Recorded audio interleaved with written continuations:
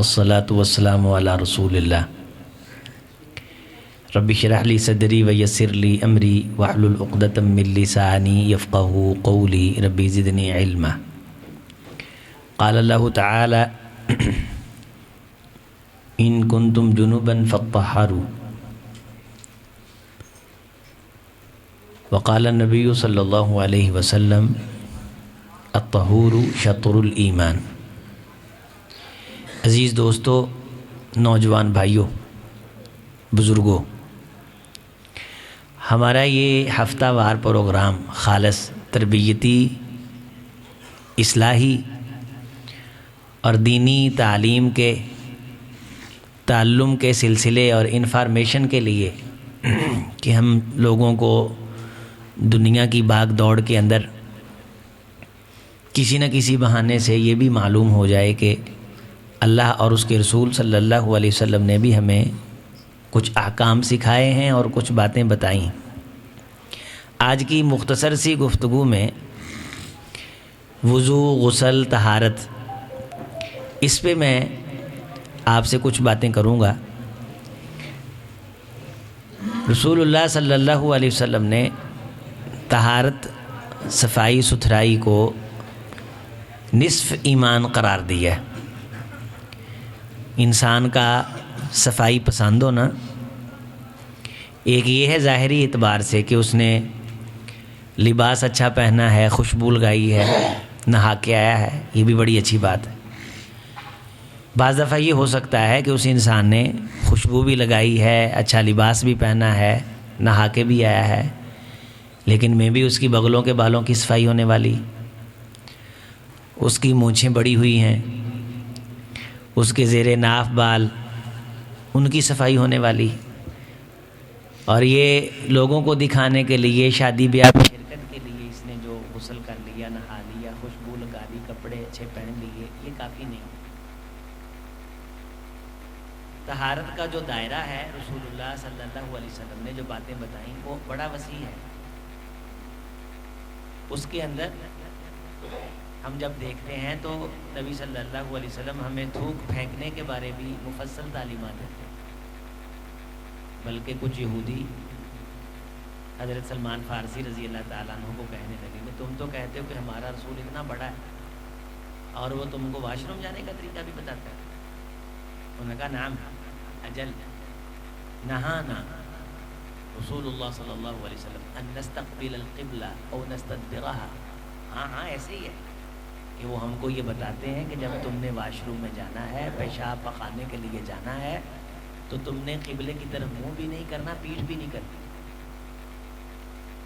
رسول اللہ صلی اللہ علیہ وسلم کی مجلس میں جب یہ بات آئی تو آپ نے فرمایا ہاں انما انا لکم بمنزلۃ الوالد اعلمکم حد الخرا، میں تمہارے نزدیک ایک باپ کی حیثیت رکھتا ہوں، تم میرے بیٹے ہو، میری ساری امت میرے نزدیک میرے بیٹوں کی حیثیت رکھتی ہے اور میں پوری امت کا باپ ہوں۔ اعلمکم، باپ نہیں سکھائے گا تو کون سکھائے گا؟ تمہیں واش روم آنے جانے کے آداب میں نہیں بتاؤں گا تو اور کون بتائے گا؟ یہ قانون تھا، چونکہ اس طرح واش روموں کی سہولت نہیں ہوتی تھی، اتنی باریک انفارمیشن تھی کہ لوگ دور چلے جائیں، نگاہوں سے اوجھل ہو جائیں، کسی اوٹ کا سہارا لے لیں، کسی جانور کو ساتھ لے جائیں، اس کو بٹھا لیں، اس کی اوٹ میں جائیں، یا کہیں ریت کا ڈھیر اکٹھا کریں اور اپنے کپڑے کو اٹھائیں نہ حتی یدنوا من الارض، یہاں تک کہ زمین کے قریب ہو جائیں، اس سے پہلے اپنے تہمت کو نہ اٹھائیں۔ پردے کے احکام تھے، طہارت کے احکام تھے۔ جمعہ کے اندر اگر لوگ غسل کے بغیر آتے تھے تو رسول اللہ صلی اللہ علیہ وسلم نے ان پہ سختی فرمائی کہ اگر تمہاری بدبو کی وجہ سے، پسینے کی گھن کی وجہ سے نمازیوں میں نفرت پیدا ہوتی ہے تو تم گنہگار ہو۔ مسواک حضور نے لازم قرار دی تھی، بلکہ یہ فرمایا تھا اشرب من الفطرہ، 10 چیزیں جس بندے کے اندر ہیں اس بندے کے اندر فطرت ہے۔ فطرت کا مطلب ہوتا ہے یعنی انسان کے اندر، جسے ہم نیچر نہیں کہتے، یعنی انسان کی طبیعت، انسان کا مزاج ہے، یہ وہ غیر مسلم ہو یا مسلم ہو، انسان ہونے کے ناطے سے یہ انسان کی ضرورت ہے۔ یہ اکیلے مسلمان کی ضرورت نہیں، یہ انسان ہونے کے ناطے سے ہر انسان کی ضرورت ہے کہ وہ مسواک کرے۔ اپنے آپ کو پاک رکھے، منہ کو پاک رکھے، شرمگاہ کو پاک رکھے۔ تو پھر ان چیزوں کو فرض کر دیا گیا بعض موقعوں میں۔ اگر کسی انسان کو بالغ ہے، مرد ہے، عورت ہے، احتلام ہو جاتا ہے، صبح دیکھتا ہے کپڑوں پہ نشان ہے پانی وغیرہ کا، اگرچہ اسے یاد نہیں ہے، اسے خواب اگرچہ یاد نہیں ہے، لیکن اگر وہ اپنے کپڑوں پہ نشان دیکھے گا تو اس پہ غسل فرض ہو۔ جاگتے میں اگر کوئی نشان دیکھتا ہے تو اس کے پیچھے اسے نیند آئی ہوگی یقیناً، تو اس نیند کے اندر اس کے ساتھ کوئی معاملہ ہو گیا ہوگا، اگرچہ اسے یاد نہ بھی آئے، یہ اپنے کپڑوں پہ نشان دیکھے گا تو اس پہ غسل فرض ہے، اور اس کپڑے کو اس جگہ سے یہ دھو لے گا، اور دھو کر کے چھنڈ کے وہی کپڑے پہنے جا سکتے ہیں۔ بعض دفعہ کپڑے پہ دھونے کے باوجود بھی نشان رہتا ہے، نشان رہتا ہے انسان کے قطرات کا، تو نشان اگرچہ باقی رہ بھی جائے، دھونے کے بعد اس کپڑے کو پہنا جا سکتا ہے۔ اسی طرح عورت، جس طرح مرد بالغ ہوتے ہیں ان کے ساتھ یہ معاملہ ہوتا ہے، اسی طرح عورتوں کے ساتھ بھی ہوتا ہے۔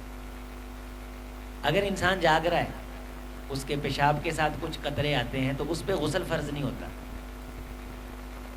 بعض دفعہ رطوبت والا پانی انسان کی شرمگاہ سے بہتا ہے تو اس پہ غسل فرض نہیں ہوتا۔ جاگتے جو پانی انسان کا یا رطوبت یا انسان کے جو قطرے نکلیں ان کے ساتھ تلذذ، لطف، یعنی انسان کی طبیعت کا جو سکون ہے وہ شامل ہے۔ لیکن اگر شادی شدہ ہے اور وہ میاں بیوی ہیں اور وہ اپنی بیوی کی قربت اختیار کرتا ہے، اگرچہ اسے اس وقت انزال نہیں ہوتا، وہ ڈسچارج نہیں ہوتا، تو اس پہ غسل فرض ہے۔ ہمارے اکثر نوجوانوں کو یہ پتہ نہیں، وہ بیوی کے ساتھ شادی شدہ ہیں، انہوں نے ہلکی پھلکی کھیل کی ہے، تو اس کے بعد کچھ رطوبتیں نکلی ہیں، قرب بھی انہوں نے کیا ہے، لیکن پوری طرح انہوں نے تعلق قائم نہیں کیا، تو وہ یہ سمجھتے ہیں کہ ہم پہ غسل فرض نہیں ہے۔ اس حالت میں بھی ان پہ غسل فرض ہو جاتا ہے۔ ہم سب کو یہ دین ہے، یہ سیکھنا چاہیے بغیر کسی شرم کے، بغیر کسی آر کے۔ مسئلہ یہ ہے کہ جن باتوں سے شرم کرنی چاہیے ان سے ہم نہیں کرتے، اور جن باتوں سے شرم نہیں کرنی چاہیے ان سے ہم شرم کر کے ثابت یہ کرتے ہیں کہ ہمارے اندر بڑی شرم ہے۔ رسول اللہ صلی اللہ علیہ وسلم کی بارگاہ میں عورتیں آتی تھیں اور عورتیں آپ صلی اللہ علیہ وسلم سے یہ غسل کے مسائل سنتی تھیں، پوچھتی تھیں۔ ایک عورت آئی، کہنے لگی اللہ کے رسول صلی اللہ علیہ وسلم، مجھے یہ بیماری ہے کہ میرے قطرات بہتے رہتے ہیں، تو مستقل ہے مجھ کو یہ۔ اب یہ عورت نہ پوچھتی تو امت کا بہت بڑا مسئلہ حل نہ ہوتا۔ اب یہ جو سلسل بول ہے، یہ بعض مردوں میں بھی ہے، بڑھاپے میں بھی ہو جاتا ہے، مثانے کی کمزوری پہ بھی قطرات انسان کے صفائی کے بعد بھی نکلتے رہتے ہیں، تو اسے آپ صلی اللہ علیہ وسلم نے فرمایا کہ تو غسل کر لیا کر اور خوشبو کا استعمال کیا کر، روئی کا استعمال کیا کر۔ اب وہ سادی عورت تھی، کہنے لگی حضور اس کی ذرا وضاحت فرما دیں، تو آپ نے حضرت عائشہ رضی اللہ تعالیٰ عنہ سے کہا کہ عائشہ اس کو ذرا تفصیل سے سمجھا دے۔ اب جو عورتوں کی باریکی والی بات تھی وہ حضرت عائشہ رضی اللہ تعالیٰ عنہ لوگوں کو سمجھاتی تھی، حتیٰ کہ بعض دفعہ صحابہ کرام کے مسائل بھی حضرت عائشہ رضی اللہ تعالیٰ عنہ نے حل فرمائے، ان کو بھی تفصیل کے ساتھ رہنمائی فرمائی۔ تو اس عورت کو فرمایا کہ سیدہ عائشہ رضی اللہ تعالیٰ عنہ، حدیث کے اندر آتا ہے کہ انہوں نے کہا او پگلی، تجھے پتہ نہیں کہ تو کائنات کے امام حضور صلی اللہ علیہ وسلم سے بات کر رہی، بس ادھر سائڈ پہ آ، میں تجھے تفصیل سمجھا دیتی ہوں۔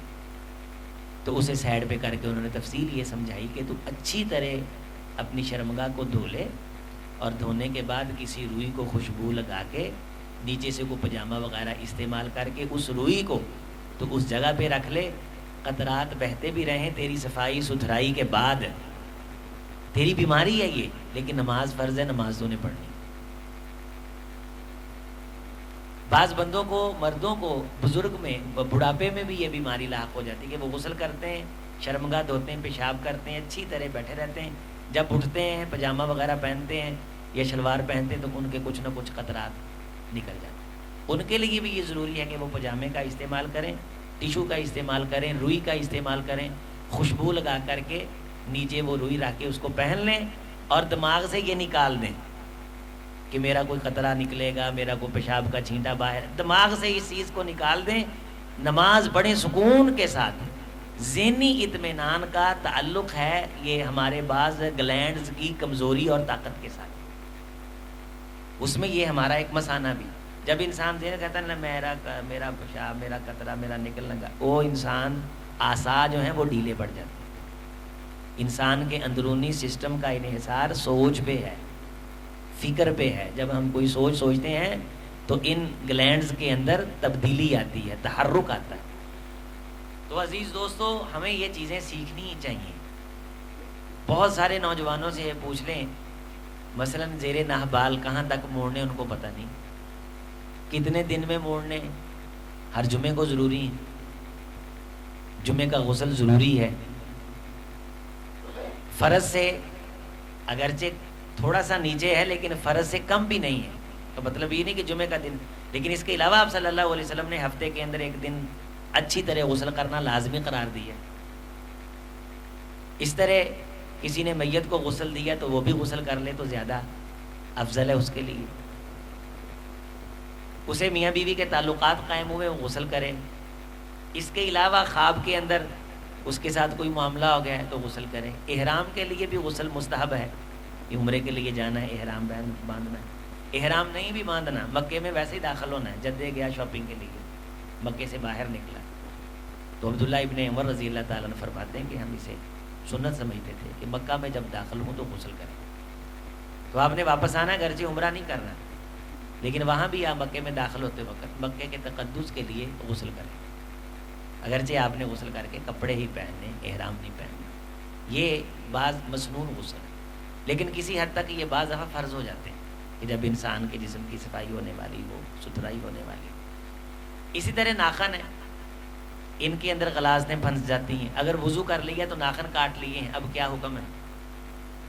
مسح کرنا جرابوں کا، اس بارے بھی دو آراء ہیں بڑے بڑے فرق، مارکۃ الآراء، مار کا آراء ہیں۔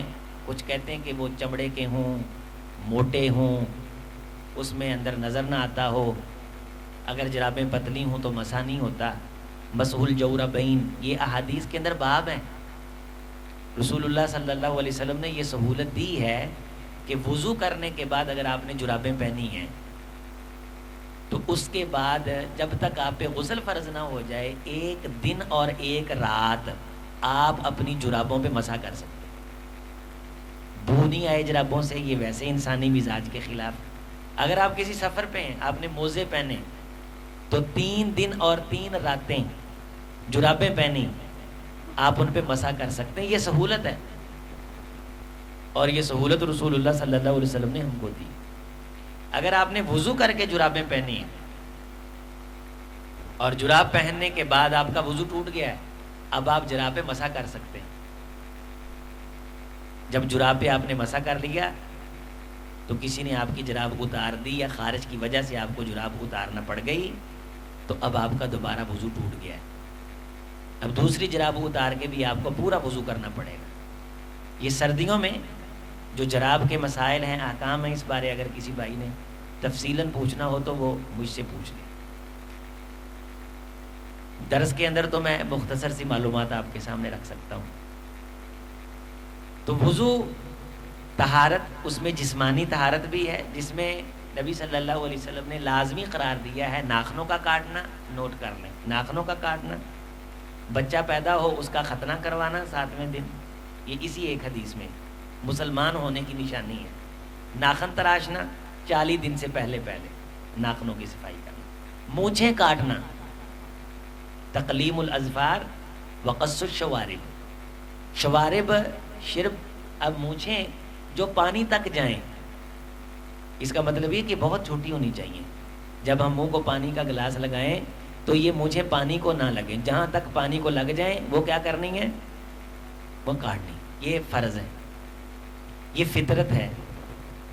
بعض جو بزرگ ہیں پرانے، وہ ان بادلوں کو پلید بھی کہہ دیتے تھے جو حد سے بڑھ جائے، اور سمجھانے کے لیے کسی حد تک ان کی بات خلاف حقیقت نہیں تھی، ٹھیک ہوتی تھی۔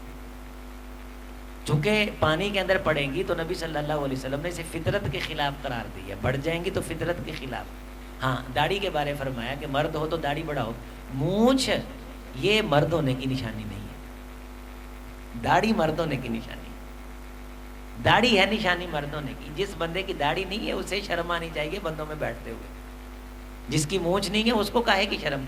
رسول اللہ صلی اللہ علیہ وسلم نے مونچھیں کاٹیں، آپ اپنی کینچی مونچھیں کاٹنے والی سفر میں بھی ساتھ رکھتے تھے، اور داڑھی مبارک حضور علیہ الصلوۃ والسلام نے کبھی کاٹی پوری زندگی میں نہیں۔ داڑھی کی صفائی کی ہے، صاف ستھرا کر کے داڑھی کو رکھا۔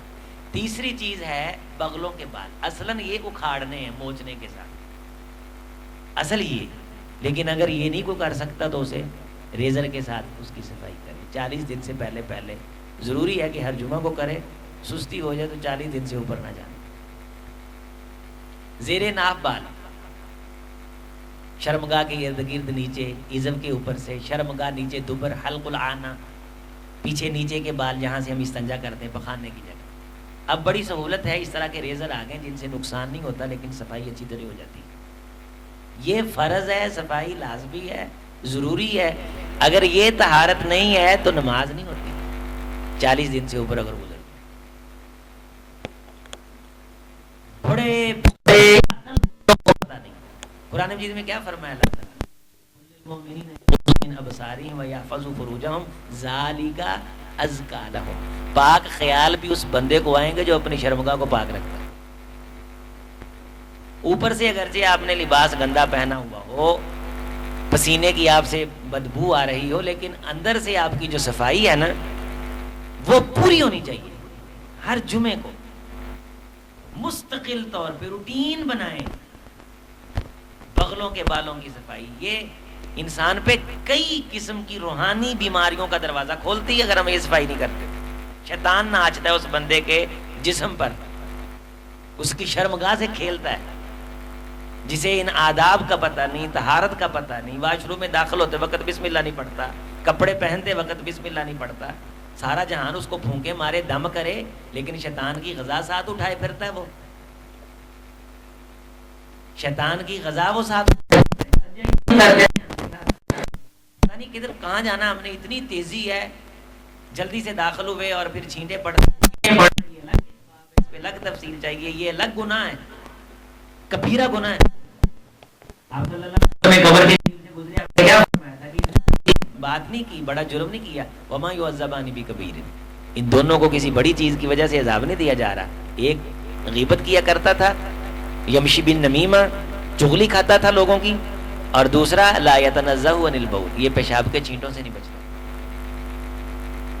ان جن واش روموں میں ہم بیٹھتے ہیں کبھی بیٹھ کے دیکھیں آپ جتنے دوست بیٹھے ہیں، اگر کوئی میرا عزیز پیشاب کے چھینٹوں سے پرہیز نہیں کرتا، وہ کبیرہ گناہ کے اندر مبتلا ہے،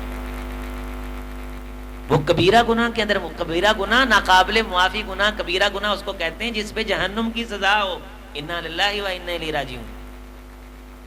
جہنم میں اکیلے کافر نہیں جائیں گے، یہ صفائی ستھرائی میں سستی کرنے والے۔ پھر آپ صلی اللہ علیہ وسلم نے جہاں لوگ آتے جاتے وہاں تھوکنے سے منع کیا، وہاں پیشاب کرنے سے منع کیا، کھڑے پانی میں پیشاب کرنے سے منع کیا۔ آتا جاتا کوئی اس پانی کو استعمال کرے گا، اس سے نہائے گا، اس سے غسل کرے گا۔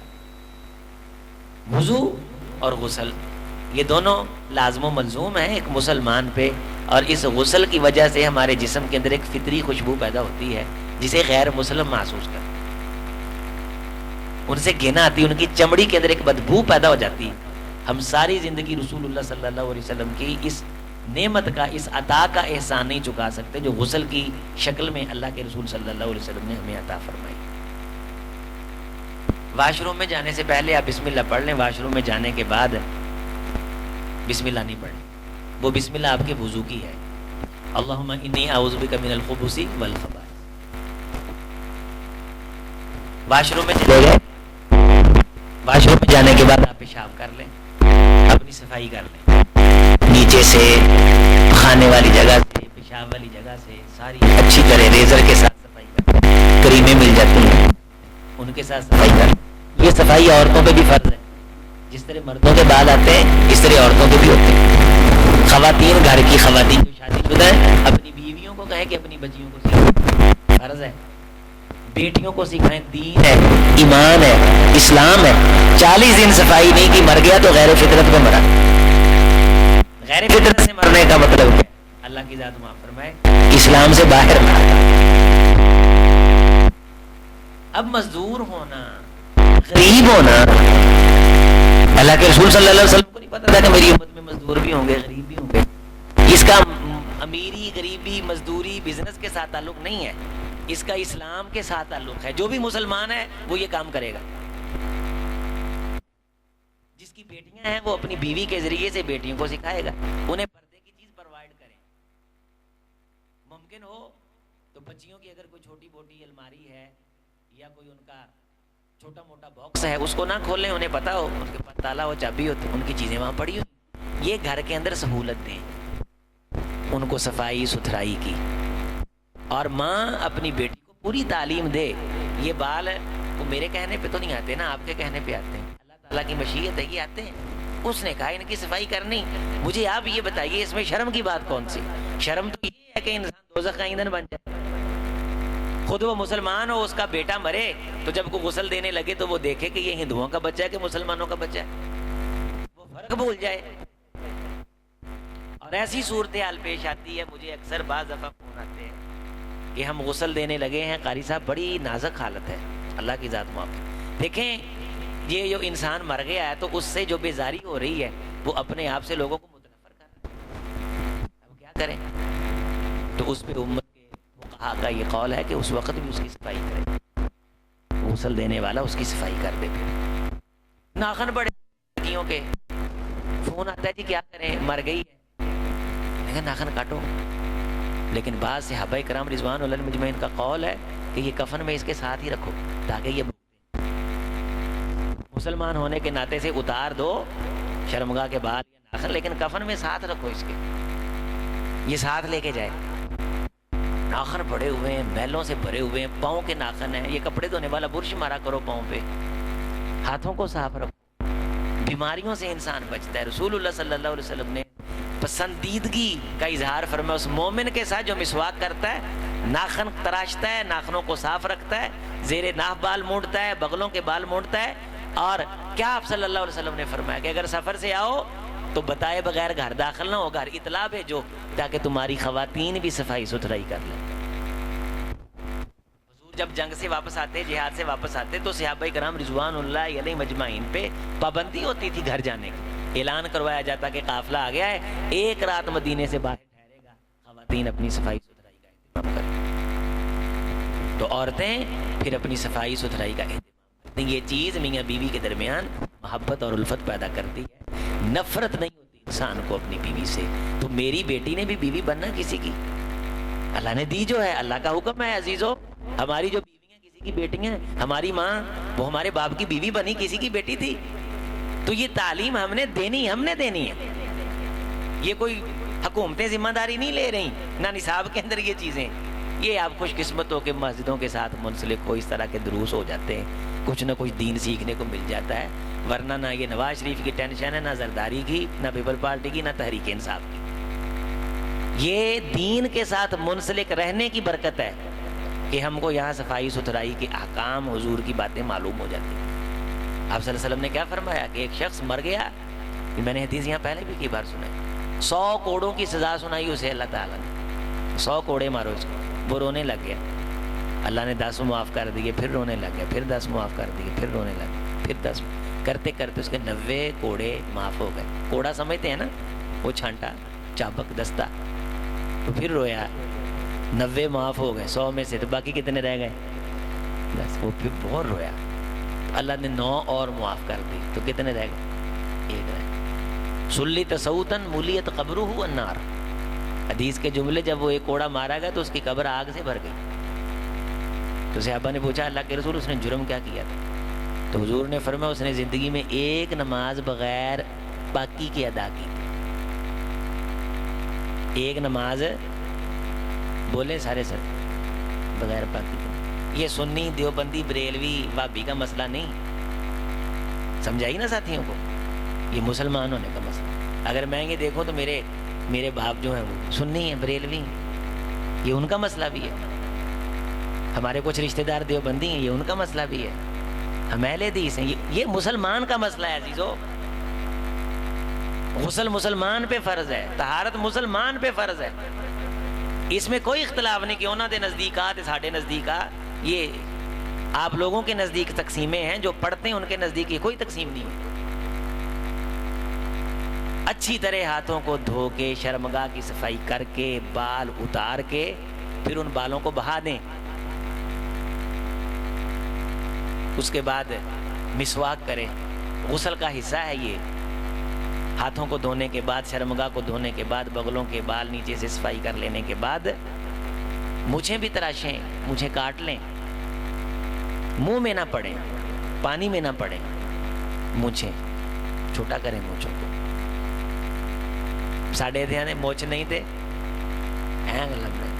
موچ نہیں تھے، کچھ نہیں. واقعہ کوئی موچ کچھ بھی نہیں، موچ کچھ بھی نہیں. تو داڑھی بڑی خوبصورت لگتی چہرے پہ، بڑا سونا لگتا بندہ، چہرہ پریا لگتا ہے، لوگ حیا کرتے ہیں. تے جیڑا بندہ تانوں آکھے نا داڑھی رکھیے منہ تے، اونوں پھڑ لو، اونوں نہ چھڈو. اونوں کو داڑھی دا کی قصور؟ گل کر مینوں. جدوں تہاڈی داڑھی نوں کوئی درمیان چ لے آوے نا، میں تانوں اجازت دینا اودے دو چار لا وی دیو. داڑھی دا حیا دا کلچر عام کرو. ساڈے بندیاں نوں بلیک میل کرن لئی داڑھی تو علاوہ دہدا ہی کچھ نہیں. داڑھی رکھی. ہم گاڑی میں بیٹھنے لگے تو میرے ساتھ ایک استاد تھے، قاری صاحب ایوب صاحب. وہ موڈا لگ گیا کسی نے، موڈا لگ گیا. وہ بندہ داڑھی رکھی مولوی تو انہیں کہا لگا میرا تیرے ہے موڈا کونی لگی گل تو داڑھی لے آندی. انہیں مروڑیا، انہیں گل کہ خبردار داڑھی نو وچ لے کے. ایک بندہ موٹر سائیکل تے جا رہا سی، وہ وج گیا کسی عورت وچ تے انہیں کہا شرم نہیں آتی داڑھی رکھی. انہیں کہا وجی سائیکل ہے گل تراس داڑھی. وہ کہنے لگا اپنا بریکاں نہیں ہے سائیکل دیا، بریکاں نہیں. وہ کہنی پھر رکھی کیوں ہے؟ انہیں کہا داڑھی کے سائیکل. تو ہمارے ہاں یہ مجرمانہ رویہ ہے کہ سانو سب تو پہلوں کسی بندے دے بارے پتہ لگے نا کہ انہیں مثلاً گل کیتی ہے یا جھوٹ ماریا یا پرچہ ہو گیا یا کوئی وہ الزام لگ، داڑھی رکھی انہیں، بڑی داڑھی رکھی. تو داڑھی رکھی ہے، سنت رسول رکھی. داڑھی پہ اعتراض نہ ہونے دے کسی کا. انہوں کو میرے تے کر پئی، مینوں کہے تو ٹھیک نہیں، تو صحیح نہیں. یہ داڑھی درمیان میں داڑھی بلیک میل کر رہا تو مجھے.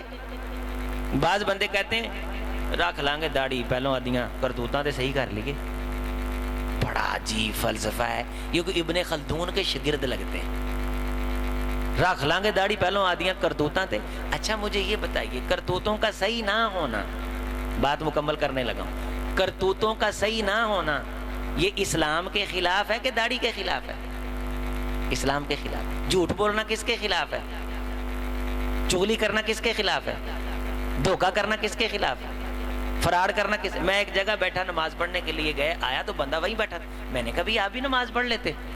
وہ اسی بڑے گنہگار ہاں، اسی بےایمانیاں کرتے ہیں، اسی فراڈ کرتے ہیں، اسی دھوکے کرتے ہیں، پہلوں اسی صحیح تو ہو جائیے نمازاں ہی پڑھ لیں گے.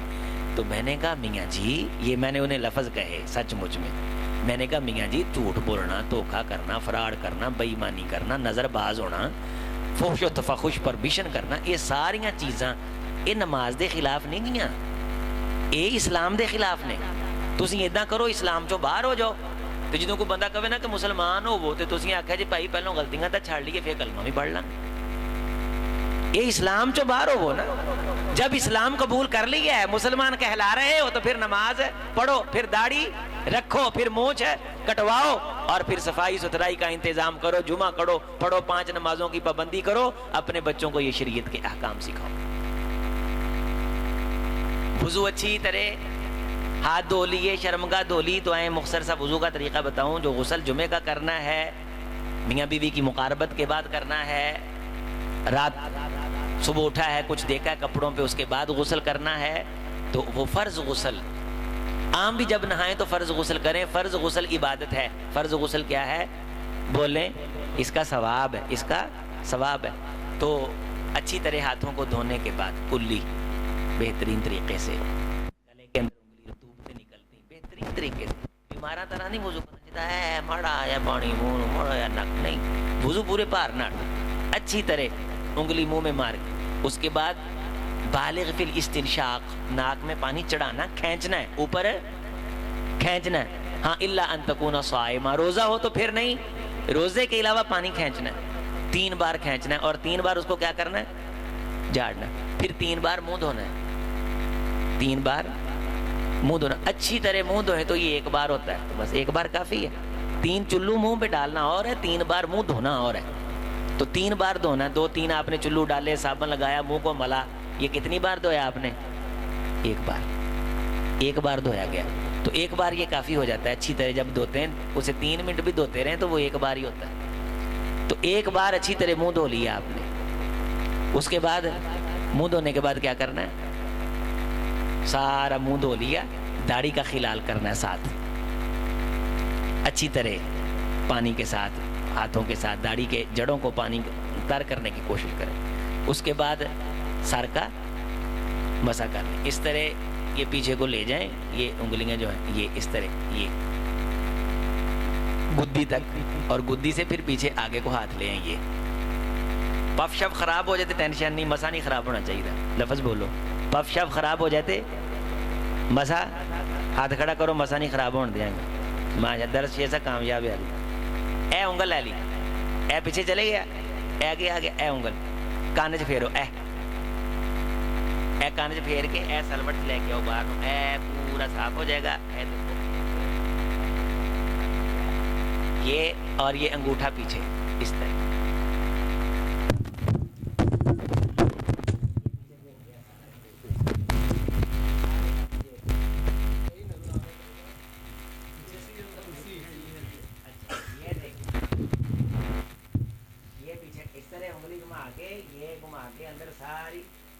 انگوٹھا یہ اس طرح پیچھے، یہ مسنون ہے. یہ کیا ہے؟ یہ مسنون ہے. اچھا اس کے بعد بعض ساتھی نا گردن پہ ہاتھ مارتے ہیں.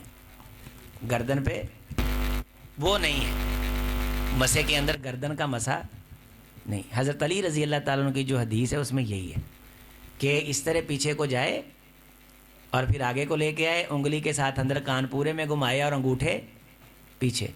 اس کے بعد پھر ہاتھوں سمیت اپنی، اور غسل اگر کرنا ہے تو اس مسے کے وقت 3 چلو سر پہ پانی کے ڈال لے، درمیان میں سجے اور کھبے اچھی طرح پھر ان کو مساج کر لے، بالوں کو تر کر لے. حضرت علی رضی اللہ تعالیٰ کی حدیث ہے کہ رسول اللہ صلی اللہ علیہ وسلم نے فرمایا کہ غسل کرتے وقت اگر ایک بال بھی خشک رہ گیا، ناخن کے برابر بھی جگہ خشک رہ گئی، تو یہ بندہ عذاب پائے گا.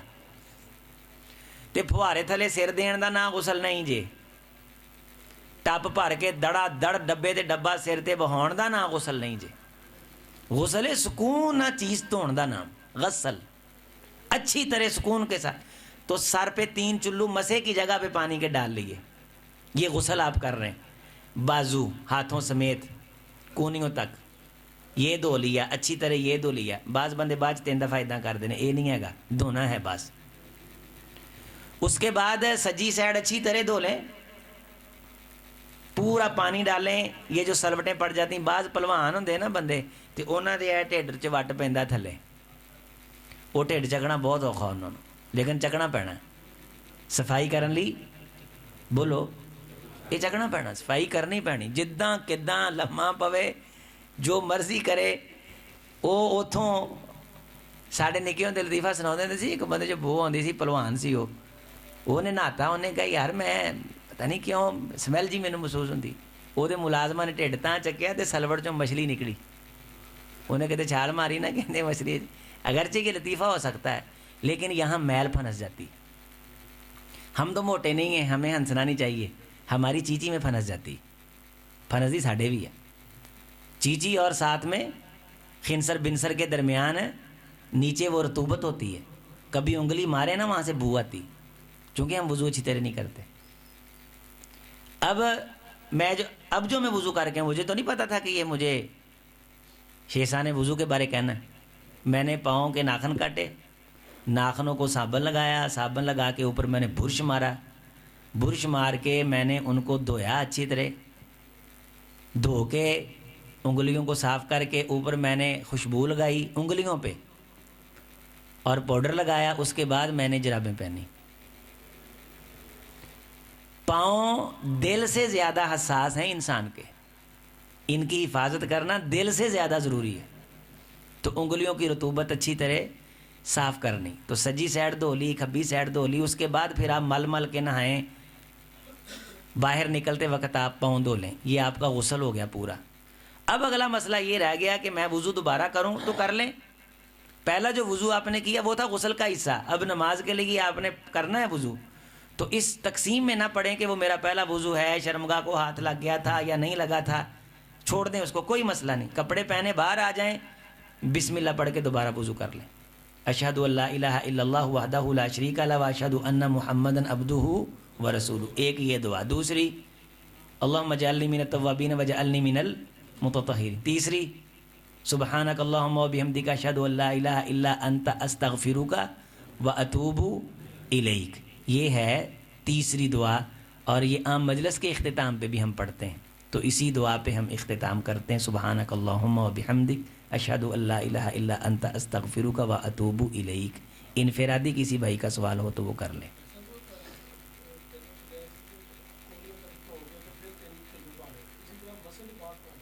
نہیں مسے دی تھان تے، مسے دی تھان تے نہیں مسا ہے نہیں. پھر مسا جدوں اسی بعض تین طریقے ہیں نا. ایک طریقہ ہے کہ اسی وضو نو شامل کر لینا وچ، وضو غسل مرج کر لینا. ایک ہے کہ پہلوں کلا وضو کر لو پورا، وضو کر کے سوکھا طریقہ ہے، اس تو بعد 3 چلو سر تے پانی دے پا لو تاکہ تانوں یاد رہے. مسا کر لیا، پیر بھی نال ہی دھو لو، پیر بھی نال ہی دھو. اس تو بعد وضو پورا کر کے تے 3 چلو پانی دے پا کے ہن تہاڈا 3 چلواں تو غسل شروع ہون لگا ہے. وضو پورا کر لو، پیر بھی نال دھو لو. سیدہ عائشہ رضی اللہ تعالیٰ عنہ دی جڑی روایت ہے نا، یہ وضو پیر بھی نال ہی دھو لو. پھر 3 چلو پانی دے پا کے والاں نوں اچھی طرح تر کر کے پھر سجی سائڈ دھو لو، کھبی سائڈ دھو لو، تہاڈا غسل ہو گیا.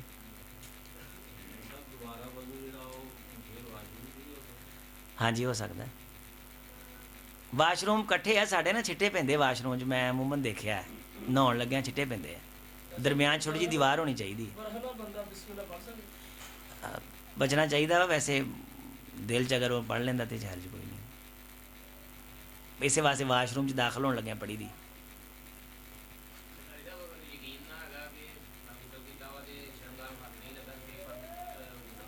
نہیں اور غسل تو بعد ہاتھ لگ بھی گیا نا. جو علماء لکھا توتا ہے بزا تم من کا رسول اللہ وسلم پوچھا سی غسل تو بعد بارے، میں جسم کا حصہ ہی یہ ہاتھ لگ گیا تو کہڑی گل ہے. وہ ادوں جدوں بندہ پاک نہ ہوئے ادوں وضو لگا، مثلاً وہ دیکھا کوئی ایسی حالت ہے تو وہ وضو سیگا تو وضو تو بعد انہوں ایسی صورت حال پیش ہے کپڑے بدلن لگے ہیں، انہوں محسوس ہویا بھی میں کہڑا ہوں غسل کیتا ہے، شرمگاہ پوری دھوتی بھی نہیں، وضو وہ ہے سی، ہوں وہ وضو ٹوٹ گیا ہے. غسل اگر انہیں کر لیا، غسل تو بعد اگر جانے انجان ہاتھ لگ بھی گیا نا، یہ کوئی فقہا نے کھچا تو نہیں اڈا پایا. لیکن اپنے ذہن نو اطمینان لئی اور تشویش تو بچاؤن لئی وہ الگ تو وضو کر لے نماز لئی. یہ غسل وضو ہو گیا غسل دا حصہ، پاک ہو گیا جسم، ہوں نماز واسطے عبادت واسطے وضو کر لے.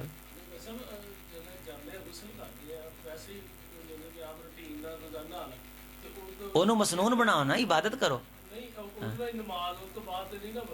نہیں نہیں تسی وضو کیتا ہے ماشاء اللہ نال، مسنون ہی غسل کرو جدوں کرو.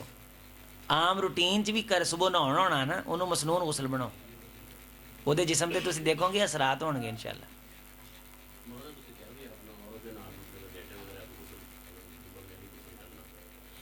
ہوں میں انیاں تفصیلی گلاں کداں ازل تقل خطان بالخطان. بس حدیث جدوں آ گیا نا کہ جدوں انسان کوشش کرتا ہے وبین شعابہ الاربع، وہ بہ گیا ہے اور نہیں نہیں نہیں نہیں فقط واجب الغسل. جہود شروع کی تھی، کوشش کی، دخول لازمی نہیں ہے پہلوں سی. نہیں نہیں میں نہیں یہ گل کہی، نہیں نہیں میں ادوں کیا وا اگر انہیں کپڑے اتارے دو میاں بیوی، ہاں کپڑے اگر انہیں نہیں اتارے پھر نہیں غسل کرنا. پھر جڑے ایک کدے کتے پڑھتے ہو صحیح کرتے، جڑے ایک روزانہ ہی پڑھتے ہو نہیں صحیح کرتے. زیادہ 3 نہیں نہیں ہوں 3 ہی ہیں، ایک کدے کتے ہو جاتا. اج ویسے میں 3 ہی بیان کرنی ہے. آیا ہنگامی درس ہو جائے گا. سبحانک اللہم و بحمدک اشہد ان لا الہ الا انت۔